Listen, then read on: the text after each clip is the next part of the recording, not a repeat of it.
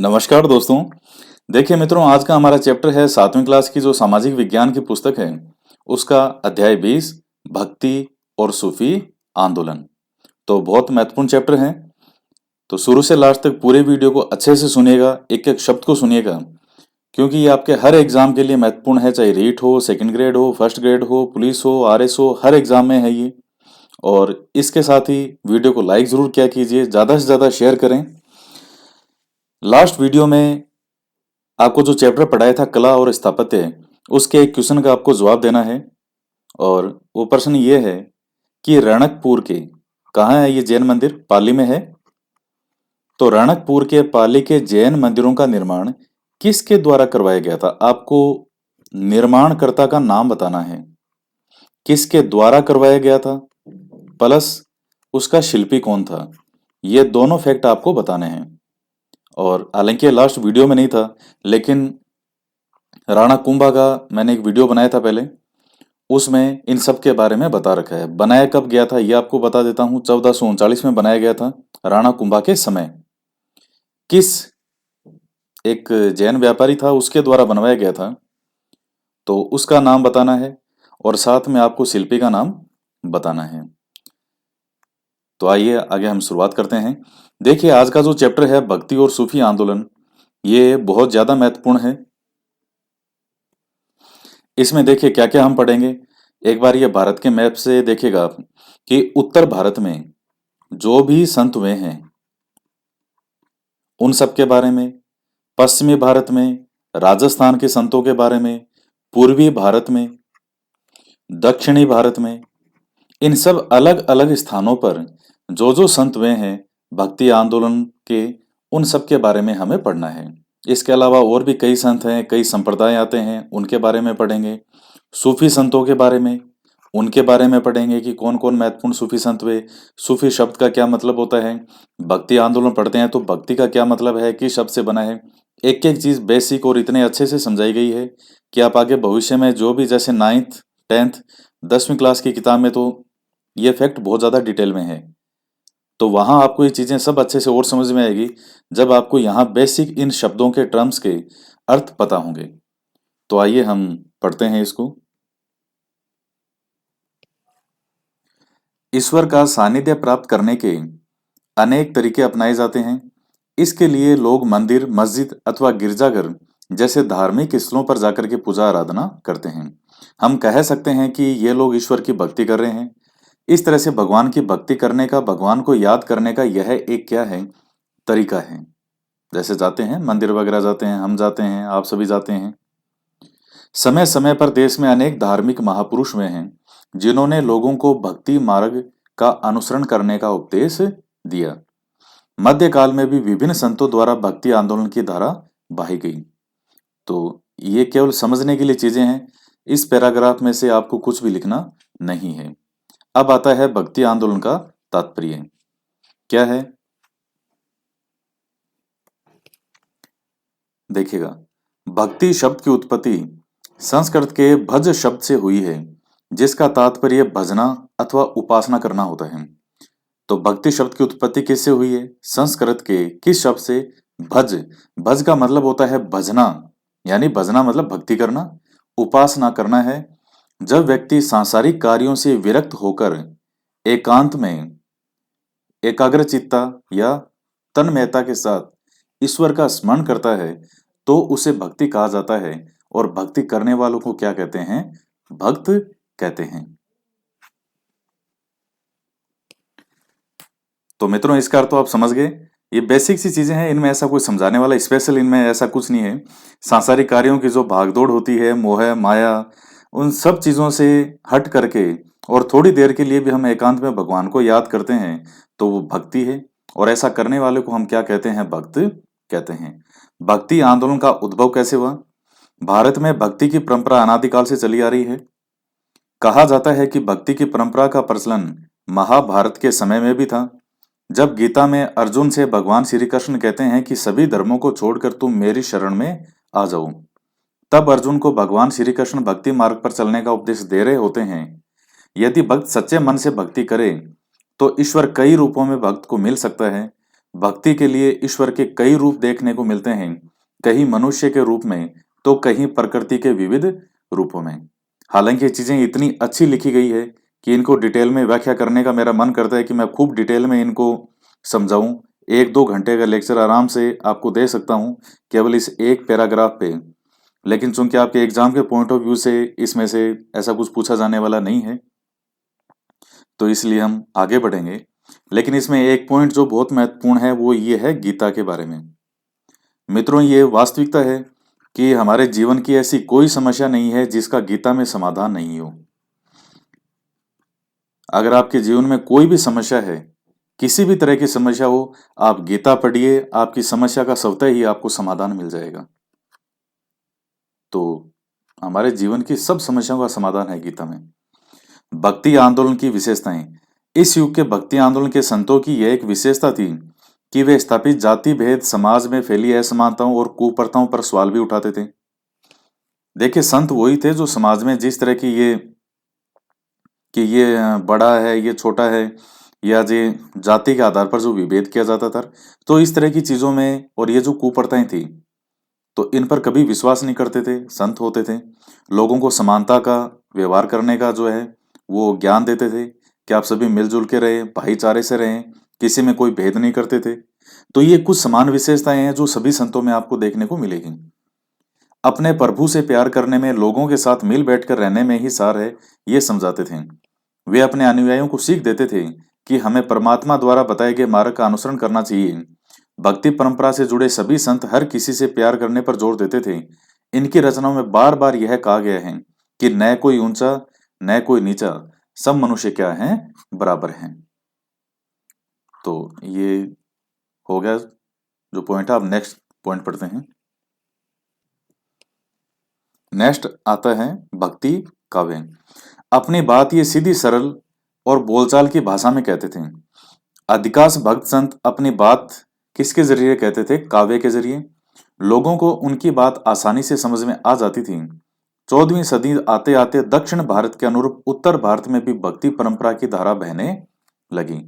भक्ति संतों द्वारा रचित काव्य कहीं भगवान के प्रति प्रेम को प्रदर्शित करते, कहीं ईश्वर को अनेक रूपों की कथाएं सुनाई जाती कि ईश्वर के अनेक रूप हैं। समाज में फैली बुराइयों पर होता कटाक्ष, आडंबरों को नष्ट करने की बात की जाती। तो ये काव्य जो भी ये लिखते थे, दोहे हैं। अब आपने बहुत से दोहे पढ़े होंगे, रहीमदास जी के हैं, कबीरदास जी के हैं, मीराबाई के हैं, सूरदास जी के हैं, बहुत दोहे हैं। तो ये अपनी बातों को कम से कम शब्दों में सारगर्भित बात कहना, महत्वपूर्ण बातें हैं वो लोगों तक पहुंचाना, जन साधारण जो है वो जिस भाषा में समझे उस भाषा का इस्तेमाल करना, ताकि हर व्यक्ति जो है उस भाषा को, उस कही गई बात को समझ सकें। तो आडंबरों को नष्ट करने की बात करते हैं और जाति भेद के खिलाफ आवाज उठाई जाती। संत कबीर और संत गुरु नानक आदि से जिस विचारधारा का उद्भव हुआ उसकी लहर आज भी दिखाई देती है। मीराबाई के गीत आज भी लोगों को भगवत प्रेम के लिए प्रेरित करते हैं। आज भी भक्ति संतों की रचनाओं को लोग पढ़ते हैं, गाते हैं और उन पर नाचते हैं। अब बात करते हैं दक्षिण भारत में भक्ति धारा। भक्ति धारा की लोकप्रियता दक्षिण भारत में 7वीं और 9वीं सदी के बीच देखने को मिली। 7वीं से 9वीं के मध्य। इसका श्रेय वहां के घुमकड़ी साधुओं को जाता है, यानी जो एक स्थान पर नहीं रहते थे, आज यहां है तो कल वहां है तो परसों वहां। इन घुमकड़ों में शिव भगत नैनार के नाम से जाने जाते थे। कौन? शिव भगत किस नाम से जाने जाते थे? नैनार। कुछ विष्णु भगत थे, इन्हें कहा जाता था अलवार। तो ये आपको पता होना चाहिए कि शिव भक्तों को क्या कहते थे? नैनार। और विष्णु भक्तों को क्या कहते थे? अलवार। इन घुमकड़ी साधुओं की विशेषता यह थी कि ये गांव गांव जाते और देवी देवताओं की तारीफ में, प्रशंसा में सुंदर काव्य लिखते और उन्हें संगीतबद्ध करते और गीत के माध्यम से गाते गाते लोगों को सुनाते। नैनार और अलवार संतों में अनेक जातियों के लोग शामिल थे।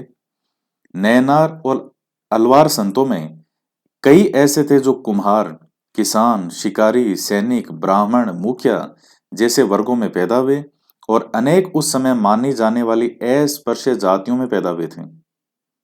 कई ऐसे भी थे,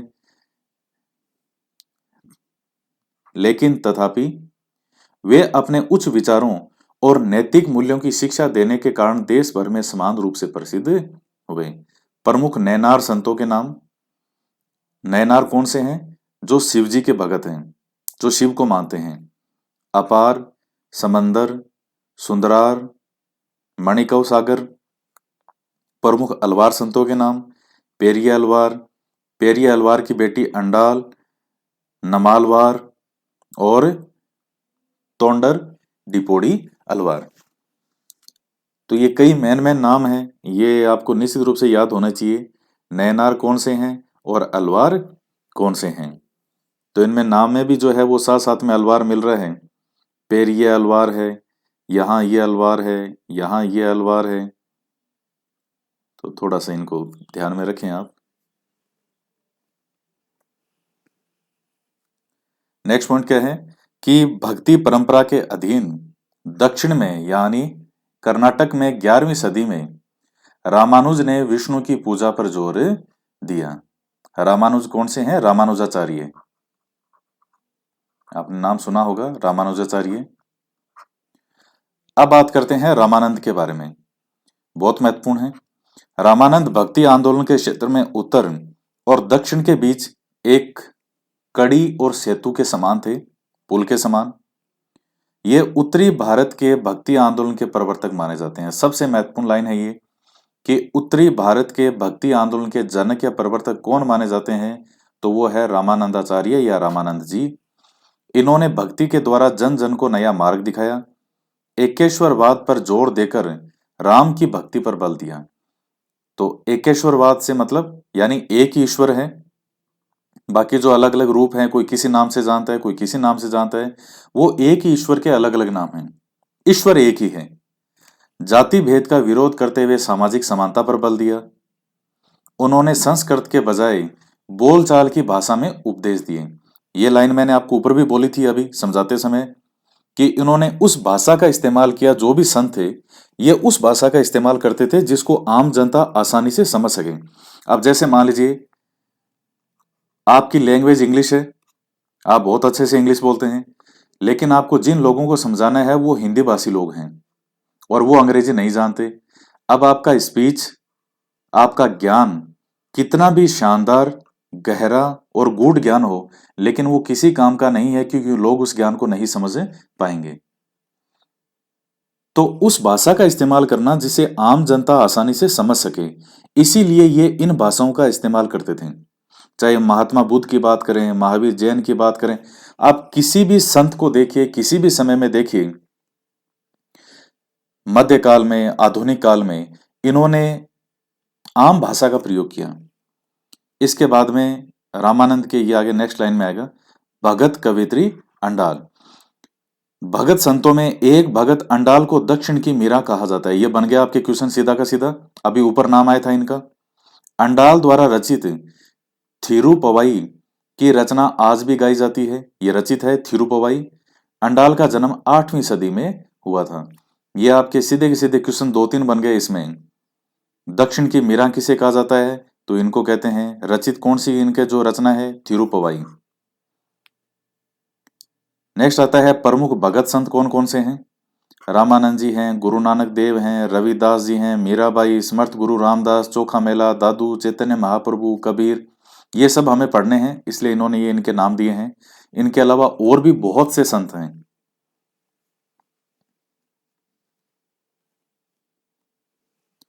नेक्स्ट पॉइंट क्या था, ऊपर लाइन क्या थी कि रामानंद जी के, ये लाइन थी रामानंद जी के, उसके आगे है कि शिष्यों में सभी जातियों के लोग थे, जिनमें रैदास जी, कबीर जी है, ये बीर नहीं कबीर है, ये क्या आएगा, धन्ना जी, पीपा, सेना, कई लोग हैं जो कि इनके क्या थे? शिष्य थे।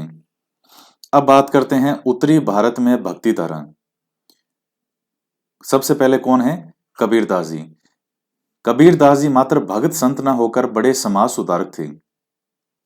उन्होंने समाज में फैली कुरीतियों का डटकर विरोध किया। जन साधारण की भाषा में उन्होंने बताया कि प्रभु सबके हैं, उन पर किसी वर्ग, व्यक्ति तथा धर्म जाति का अधिकार नहीं है। कबीरदास जी धार्मिक क्षेत्र में सच्ची भक्ति का संदेश लेकर प्रकट हुए थे। महात्मा बुद्ध के बाद कबीर, गुरु नानक आदि ने भी जातीय असमानता का विरोध किया। कबूर कबीरदास जी के अनुसार सभी व्यक्ति जन्म से क्या है, समान है। जिस व्यक्ति ने अपने अच्छे कर्मों से, पवित्र कर्मों से भक्ति को अपनाया है, उसकी जाति का संबंध पूछना क्या है, अनुचित है। कबीरदास जी कर्म की श्रेष्ठता पर बल देते थे। ईश्वरीय एकता के संदेश के कारण हिंदू व मुसलमान सभी उनके अनुयायी बनने लगे। समकालीन समाज व धर्म के क्षेत्र में उनकी बातों का महत्वपूर्ण प्रभाव पड़ा था। कबीर के उपदेश हमें उनकी साखियों और पदों में मिलते हैं। कबीर ने बाहरी आडंबरों का कड़ा विरोध किया। कबीर के बारे में ऐतिहासिक जानकारी बहुत कम है। मान्यता है कि वे 15वीं-16वीं सदी में हुए थे। इनका पालन पोषण बनारस या उसके आसपास रहने वाले जुलाहे परिवार में हुआ था। ये वैसे व्यवसाय जो इनका क्या था, जीविकोपार्जन का साधन, ये जुलाहे थे।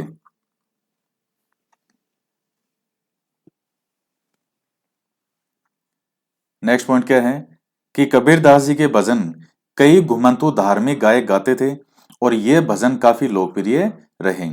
इनमें से अनेकों को गुरु ग्रंथ साहिब, पंचवाणी और बीजक में संग्रहित किया गया है।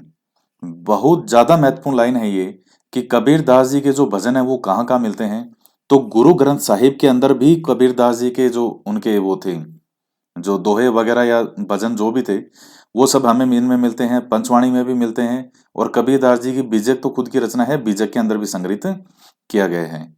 जैसे इनका एक दोहा है, कबीर ने गुरु को ईश्वर से भी अधिक महत्व दिया और कहा कि गुरु गोविंद दोनों खड़े काके लागू पाए, बलिहारी गुरु आपने गोविंद दियो बताए। तो आपको भी ये दोहा अच्छे से याद होगा, ये किसका है, कबीरदास जी का। तो गुरु के महत्व पर इन्होंने ये बताया है। तो कम से कम शब्दों में गहरी गूढ़ सार्थकता भरी भी बातें कहना, ये इन दोहों की बहुत विशेषता होती थी। नेक्स्ट कौन है, गुरु नानक देव जी। कबीरदास जी के समान ही मध्यकालीन समाज को प्रभावित करने वाले संतों में गुरु नानक का नाम भी महत्वपूर्ण है। कबीर की तुलना में गुरु नानक के बारे में ऐतिहासिक जानकारी ज्यादा मिलती है। जैसे जो फैक्चुअल जानकारी है, कहाँ जन्म हुआ, कब हुआ, तो वो हमें गुरु नानक देव जी के बारे में ज्यादा है कबीरदास जी की बजाय। गुरु नानक जी का जन्म 1469 ईस्वी में 1469 में कहाँ हुआ था, तलवंडी गांव में। आप याद रखना चाहे तो ऐसे याद रख सकते हैं कि राणा कुंभा की मृत्यु कब हुई थी, 1468 में। और राणा कुंभा की मृत्यु के एक साल बाद किसका जन्म हुआ था, गुरु नानक देव जी का, 1469 में तलवंडी गांव में। आजकल ये कहाँ है, पाकिस्तान में, और इसे ननकाना साहिब के नाम से जाना जाता है। ये सिख पंथ के क्या थे, संस्थापक थे तथा निर्गुण उपासना के समर्थक थे। देखिए निर्गुण सगुण क्या होता है, तो सगुण जो होता है वो उसमें देखिए दो विचारधाराएं होती हैं। थोड़ा सा आपको एक पॉइंट बता देता हूं। दो तरह की विचारधाराएं होती है, एक तो होती है सगुण विचारधारा और एक होता है निर्गुण विचारधारा। सगुण विचारधारा क्या होती है कि सगुण यानी गुणों के साथ, अब जैसे किसी भी ईश्वर की हम जैसे या तो मूर्ति के रूप में पूजा करें, जो मूर्ति को मानते हो, मूर्ति पूजा के साथ साथ ईश्वर के गुणों की भी हम चर्चा करें। जैसे भगवान कृष्ण के बारे में बात करें तो आपने अगर कृष्ण जी का मंदिर देखा हो, आप कृष्ण जी के मंदिर में गए हो, तो कृष्ण जी के गुणों का जो है वो वर्णन किया जाता है कि कृष्ण जी ऐसे हैं, कृष्ण जी की ये लीलाएं हैं। फिर तो ये जिनके गुणों के साथ, सगुण जिनके गुणों का आप संपूर्ण वर्णन कर सकते हैं। भगवान राम के बारे में मर्यादा पुरुषोत्तम भगवान श्री राम, उनकी विशेषताओं का वर्णन किया जाता है। मूर्तियों के रूप में हम उनको पूजते हैं, मंदिरों में स्थापित करते हैं। ये सब कौन सी है, सगुण विचारधारा। निर्गुण विचारधारा जो है, जिसमें केवल यह माना जाता है कि केवल अपरंपार एक सत्ता है, लेकिन उसमें वहां मूर्ति पूजा या इस तरह से गुणों का जो वर्णन है वो हमें देखने को नहीं मिलता। लेकिन आस्था निर्गुण वाले में भी है। इसको केवल हम इस आधार पर विभाजन नहीं कर सकते कि यहाँ मूर्ति पूजन होता है, निर्गुण में मूर्ति पूजन नहीं होता। यहाँ गुणों का जो है उनका बखान किया जाता है, गुणों के बारे में बताया जाता है, निर्गुण में ऐसा नहीं है। तो ये अपनी अपनी विशेषताएं हैं, लेकिन निर्गुण के अंदर भी आस्था है। जैसे अब बात करें कबीरदास जी के बारे में, तो कबीरदास जी इनमें कौन से थे, सगुण थे कि निर्गुण? कबीरदास जी निर्गुण विचारधारा के थे। तो निर्गुण होते हुए भी जो इनकी आस्था थी वो वाकई काबिले तारीफ है। कई जगहों पर घूमने के बाद उन्होंने करतारपुर में रावी नदी के तट पर अपना डेरा बसाया, जहां उनके अनुयायी जात पात त्याग कर इकट्ठे होकर खाना खाते थे। इसे लंगर कहते थे। नानक जी ने उपासना और कार्य के लिए जो जगह नियुक्त की उसे धर्मसाल कहते थे, और आजकल उसे हम क्या कहते हैं, गुरुद्वारा। और नानक जी के जो अनुयायी हैं वो सभी जातियों से थे। नेक्स्ट पॉइंट क्या है नानक देव जी के बारे में, कि इन्होंने सभी को समान माना, हिंदू मुस्लिम को भाईचारे पर बल दिया।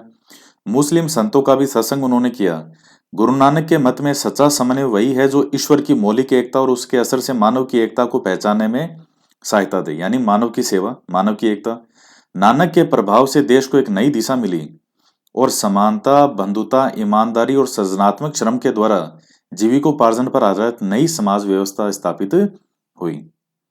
गुरु नानक देव तथा उनके बाद आने वाले गुरुओं के उपदेशों से आगे चलकर एक नया मत, सिख मत जो है वो भारत में उदित हुआ। नेक्स्ट आते हैं रैदास जी, यानी रविदास जी इनका नाम था, रैदास जी कहते थे।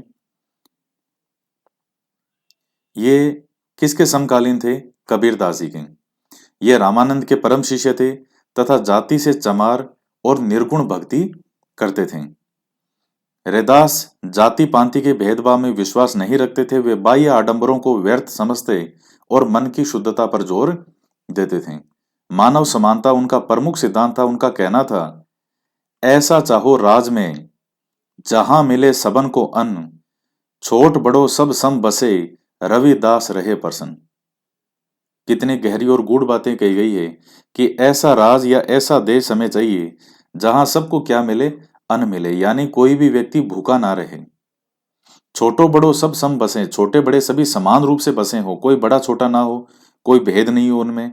तब रविदास जी क्या रहेंगे? खुश रहेंगे, प्रसन्न रहेंगे। अब हम बात करते हैं पूर्वी भारत में भक्ति धारा। उत्तरी भारत में जो है ये, अब है पूर्वी भारत में चैतन्य महाप्रभु। भक्त संतों में बंगाल के चैतन्य महाप्रभु प्रमुख संत माने जाते हैं। चैतन्य महाप्रभु किसके बड़े भक्त थे? भगवान कृष्ण के। उनके अनुसार यदि कोई व्यक्ति भगवान कृष्ण की उपासना करता है और गुरु की सेवा करता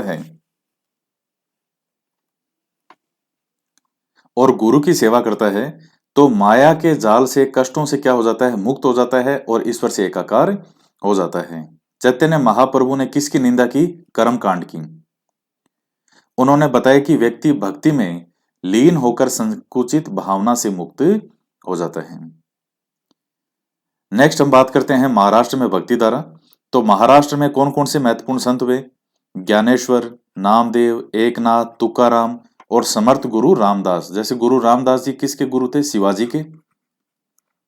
शिवाजी महाराज, मराठा साम्राज्य। यहीं पर सखुबाई नामक महिला और चोखा मेला का परिवार भी लोकप्रिय थे।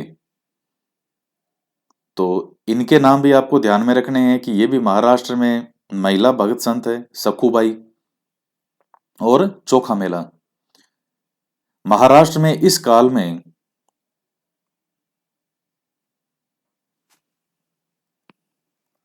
देखिए, ये नाम जो है ये बहुत महत्वपूर्ण है, पंढरपुर। ये आपसे पूछा जा सकता है क्योंकि आज भी हजारों जो लोग हैं वो पंढरपुर जाते हैं। कहां पर है ये? महाराष्ट्र में। पंढरपुर का नाम विठल नाम के स्थानीय देवता के साथ जुड़ा है।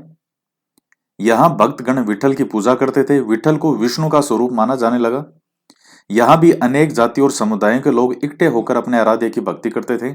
आजकल तो पंढरपुर की यात्रा पर हजारों लोग हर साल पैदल चलकर जाते हैं। इन संतों के विचार आज भी समाज में सजीव है। भक्ति धारा से संबंधित स्थानों पर आज भी लोग बड़ी तादाद में यात्रा करने जाते हैं। इसमें आपके महत्वपूर्ण कौन कौन से पॉइंट हैं? एक तो जो पहली दूसरी लाइन ये आपको पूरी पढ़नी है, और एक ये महाराष्ट्र में जो जगह है पंढरपुर, इसका नाम किस स्थानीय देवता से जुड़ा हुआ है? विठल जी से। और जो इनको विठल जी हैं, इनको किसका स्वरूप माना जाने लगा? विष्णु जी का।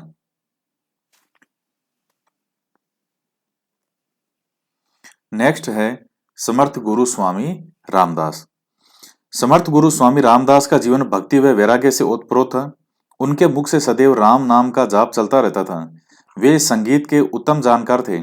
ऐसा माना जाता है कि स्वामी रामदास प्रतिदिन 1200 सूर्य नमस्कार करते थे, यानी 1200। इसलिए उनका शरीर अत्यंत बलवान था। उनका ग्रंथ दास बोध एक गुरु शिष्य के संवाद के रूप में है।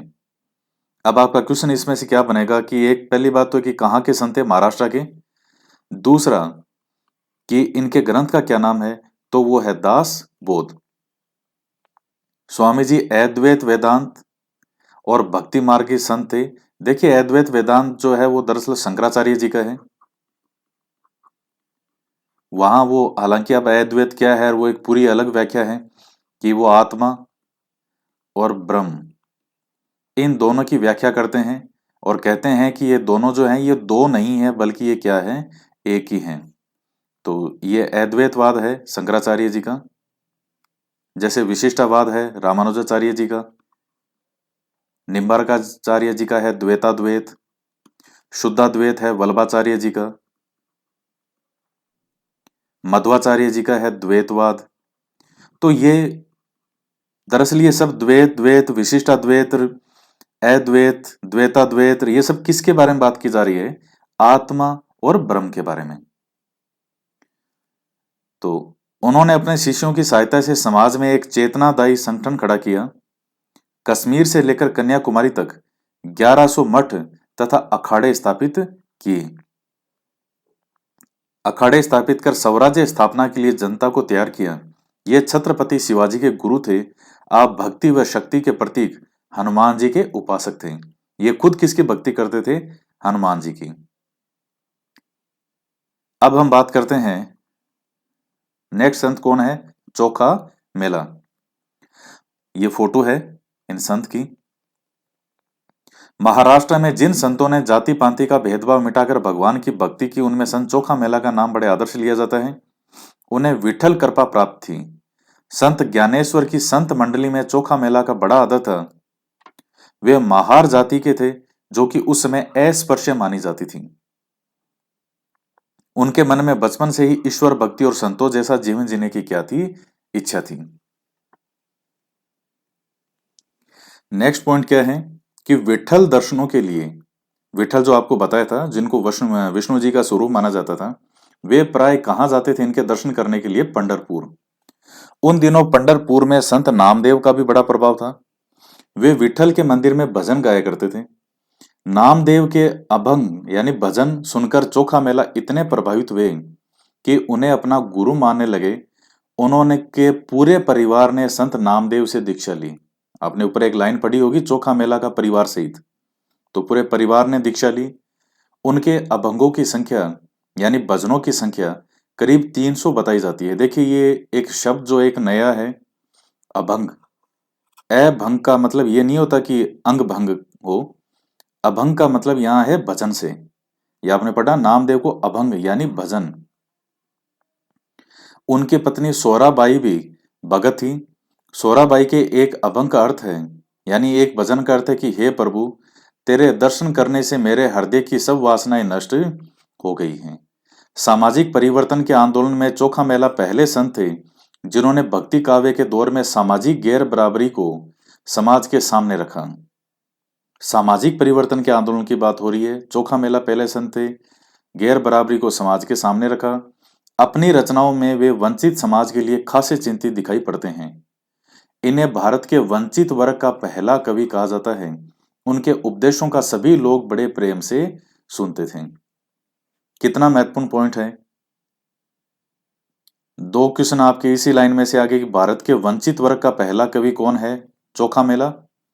और सामाजिक परिवर्तन के आंदोलन में चोखा मेला कौन से थे? पहले संत थे जिन्होंने सामाजिक गैर बराबरी को समाज के सामने रखा। यानी जो ये गैर बराबरी होती थी, कोई बड़ा और कोई छोटा, इसको समाज के सामने रखा भक्ति काव्य के दौर में। अब हम बात करते हैं राजस्थान में भक्ति तारण। राजस्थान में प्रारंभिक काल से ब्रह्मा और सूर्य की पूजा लोकप्रिय रही है। विष्णु के अवतार के रूप में राम और कृष्ण की पूजा का भी काफी प्रचलन है। साथ ही शिव शक्ति व विष्णु तथा गणेश, भैरव, कुबेर, हनुमान, कार्तिकेय, सरस्वती आदि की भी पूजा होती है। राजस्थान में जैन धर्म का भी काफी प्रचलन है। राजस्थान के राजपूत शासक हिंदू धर्म के अनुयायी थे। वह शक्ति की उपासना करते थे। शेष हिंदुस्तान के समान ही यहाँ की धार्मिक सहिष्णुता रही है। सभी धर्म बराबरी से शांति के साथ रहते आए हैं। अब हम राजस्थान के संतों के बारे में बात करेंगे। सबसे पहले हैं संत दादू दयाल। निर्गुण उपासना के समर्थक थे। कौन? दादू दयाल जी। दादू दयाल जी का तो यहीं पास में ही है, नरेना में। नरेना कहते हैं इसको, नारायण भी लिखते हैं, नारायण भी लिखते हैं, नरेना भी लिखते हैं। दादू ने संत दादू बाहरी साधना से ध्यान हटाकर व्यक्तिगत साधना पर जोर देते थे। दादू ने ईश्वर की भक्ति को समाज सेवा और मानवतावाद दृष्टिकोण से जोड़ा। दादू ने अहंकार से दूर रहकर विनम्रता से ईश्वर के प्रति समर्पित रहने की शिक्षा दी। दादू ने बताया कि ईश्वर की प्राप्ति न केवल प्रेम और भक्ति के माध्यम से संभव है, बल्कि मानवता के प्रति सेवा से ही संभव हो सकती है। तो सभी संतों का ही जो एक सोच, थिंकिंग, विचार, वो सबके समान रूप से हैं, मानव की सेवा। दादू पहले सांबर और फिर आमेर आकर रहने लगे। जयपुर के पास नारायणा गांव में इनकी मृत्यु हुई। तो जो आपको नरेना या नारायणा बताया है, ये यही है, जयपुर के पास में ही है, यही है बिल्कुल। दादू पंथी गुरु को अधिक महत्व देते हैं। इनके शिष्य विभिन्न धर्मों, वर्गों और जातियों से संबंध थे। इनकी शिक्षाएं दादू दयाल री वाणी और दादू दयाल रा दुहा में संग्रहित हैं। दादू के अनुसार ब्रह्म एक है और वह सब जगह विद्यमान है। तो ये दादू दयाल जी के बारे में है। हालांकि इनके बारे में और भी फैक्ट हैं डिटेल में। नेक्स्ट है मीराबाई। राजस्थान भक्ति और शक्ति का प्रदेश रहा है। यहाँ के भक्त संतों में मीराबाई का नाम सर्वप्रमुख है। मीराबाई ने अपने जीवन कृष्ण भक्ति में समर्पित कर दिया। उनके द्वारा रचे गए काव्य प्रेम भाव से परिपूर्ण थे। अपने काव्य में उन्होंने महिला जागृति की बातें कही है। भगत शिरोमणि मीराबाई का जन्म 16वीं सदी में मेड़ता में हुआ था। इनके पिता रतन सिंह जी मेड़ता के शासक दूदाजी के चौथे पुत्र थे। मीराबाई अपने पिता की इकलौती बेटी थी। मीरा के दादा दादी भगवान कृष्ण के परम भगत थे और मीरा बचपन से ही कृष्ण भक्ति के गीत गाया करती थी।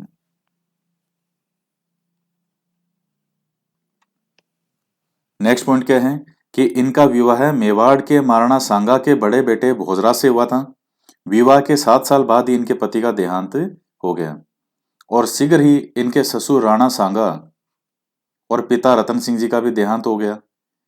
तो राणा सांगा जी का तो देहांत आपको बताया है मैंने, 30 जनवरी 1528, यानी 1527 में जब खानवा के युद्ध में हार हो जाती है, उसके बाद में 30 जनवरी 1528 को राणा सांगा की मृत्यु हो जाती है।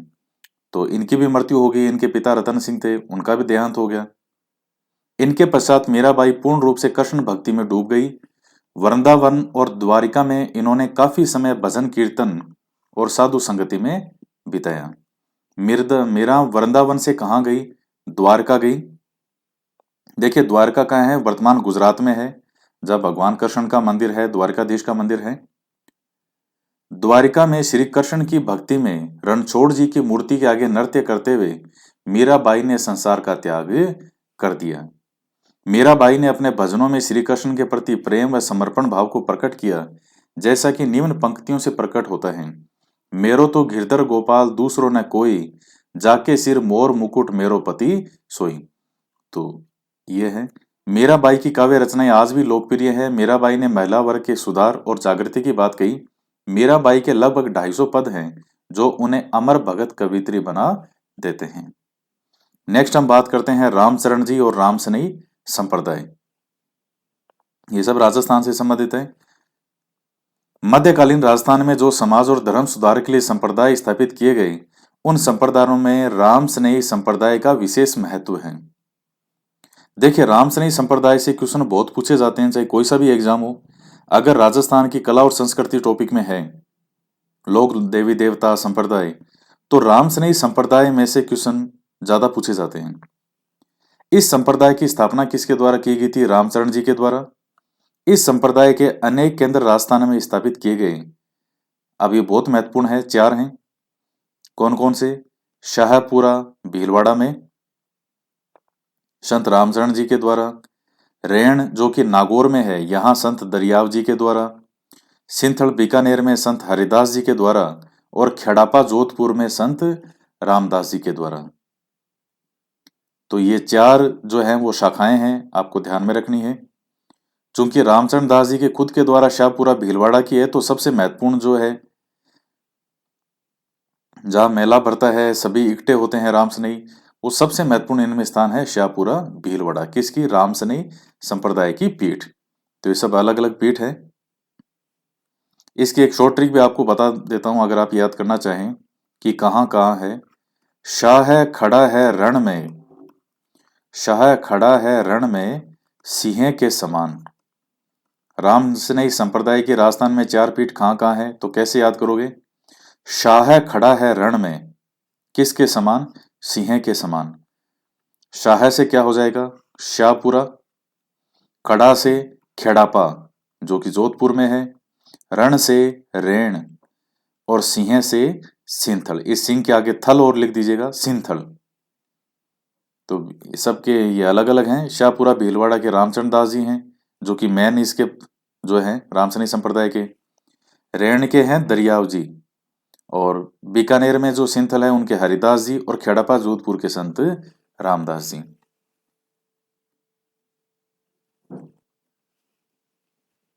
नेक्स्ट है, रामचरण जी निर्गुण भक्ति में विश्वास करते थे।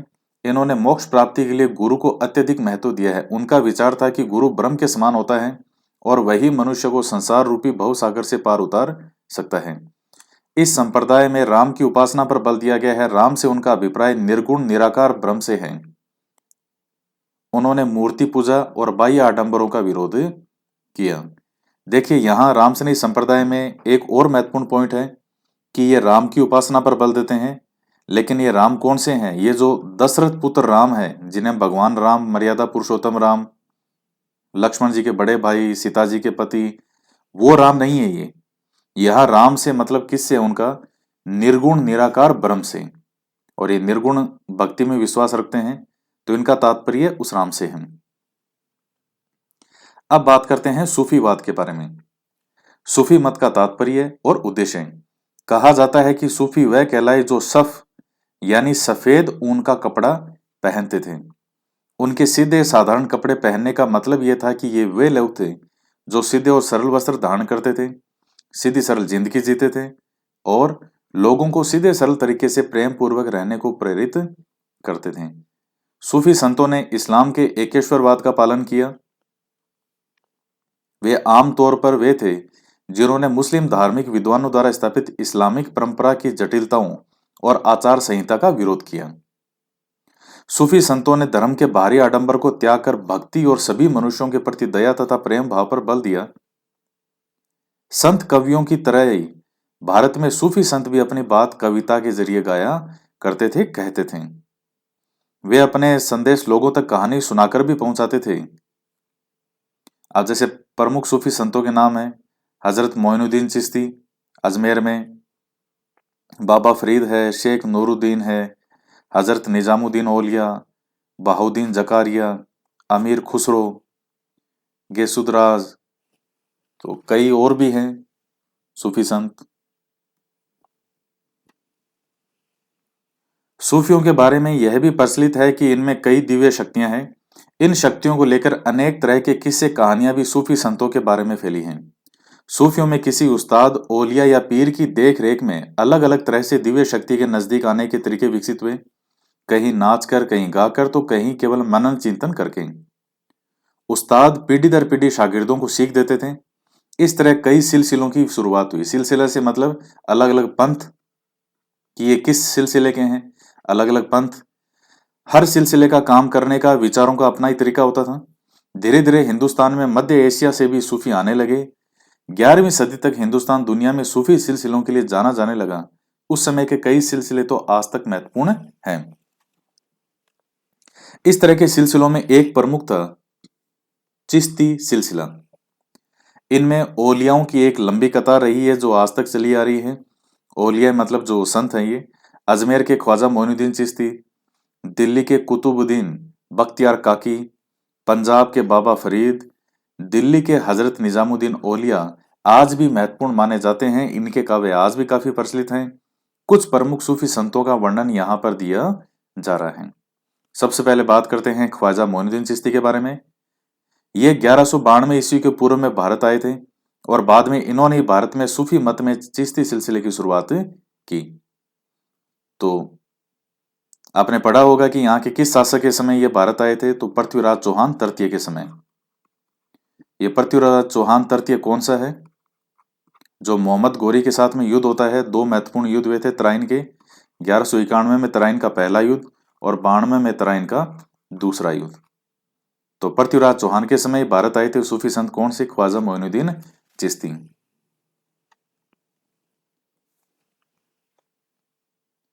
बाद में वे अजमेर में स्थायी रूप से बस गए। अजमेर में संत मोइनुद्दीन चिश्ती की प्रसिद्ध दरगाह अजमेर शरीफ के नाम से भी जानी जाती है। इनके मुरीद या चाहने वाले इन्हें ख्वाजा साहब या गरीब नवाज के नामों से भी याद करते हैं। इनके एक शिष्य शेख हमीदुद्दीन नागौरी ने नागौर के पास सुवल गांव में अपना केंद्र बनाकर इस्लाम का प्रचार किया। तो हमीदुद्दीन नागौरी है कहां से? नागौर के पास सुवल गांव। चिश्ती सिलसिला संगीत को ईश्वर प्रेम का महत्वपूर्ण साधन मानता है। यह अजमेर शरीफ है दरगाह। नेक्स्ट है हजरत निजामुद्दीन औलिया। भारत में सूफी संतों में हजरत निजामुद्दीन औलिया का नाम प्रमुख है। इनके नेतृत्व में चिश्ती सिलसिले का भारत भर में विकास हुआ। एक विशेष धर्म का अनुयायी होते हुए भी औलिया में धार्मिक और सामाजिक कट्टरता नहीं थी। हिंदू मुसलमानों की एकता और समाज सुधार में इनका महत्वपूर्ण योगदान रहा है। वे मनुष्य मात्र की एकता के सच्चे प्रतीक रहे। तो देखिए, चाहे हिंदू संत हो चाहे मुस्लिम संत हो, सबकी विचारधारा, मानव की सेवा, सब में समानता, कोई ऊंच नीच नहीं, ये सब चीजें सभी में समान रूप से थी। हजरत निजामुद्दीन के विचार में संगीत ईश्वरीय प्रेम एवं सौंदर्य से साक्षात करने का अनूठा माध्यम है। भारतीय भक्ति भावना से भी सूफी परंपरा में संगीत को प्रोत्साहन मिला है।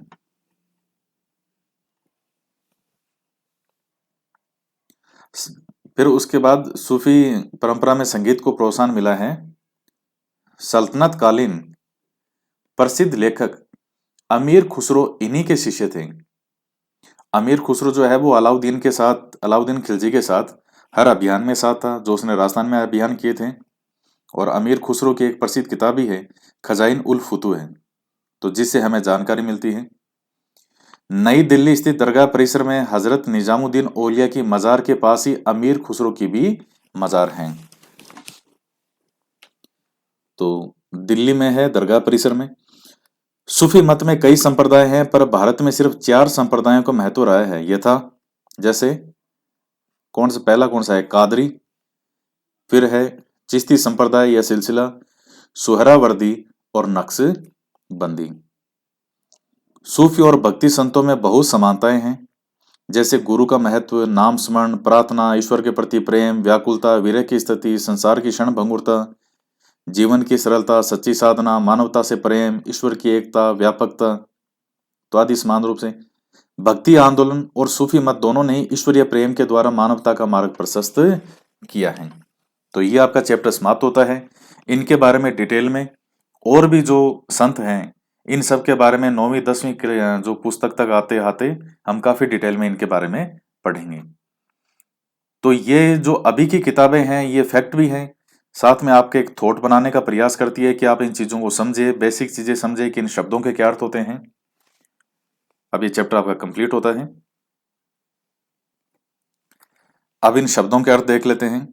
निर्गुण क्या होता है? निराकार आपको समझा चुका हूं। एकेश्वरवाद केवल एक ही ईश्वर में विश्वास। सगुण यानी साकार गुणों सहित। सिलसिला इसका अर्थ भी आपको ऊपर बता चुका हूं, कोई पंथ या मत। अब क्वेश्चन देखते हैं हम। सबसे पहला प्रश्न आता है कि ननकाना साहिब किस संत का जन्म स्थान है? कबीरदास जी का, नानक देव जी, दादू दयाल और रामानंद जी। तो किसका है? तो ननकाना साहिब क्या हो जाएगा?